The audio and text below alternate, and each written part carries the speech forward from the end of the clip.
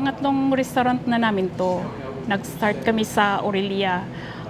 The reason bakit kami napunta doon, kasi nga naghanap kami ng location dito sa Toronto. Wala kaming makuha dahil wala kaming experience. Nakakita kami ng pwesto sa Aurelia, tinry namin yun, tinanggap naman kami. So doon lumipat kami doon ng 3 years. And then first namin doon, as in talagang grabe yung experience namin kasi wala akong experience sa restaurant at saka wala din sa experience sa front.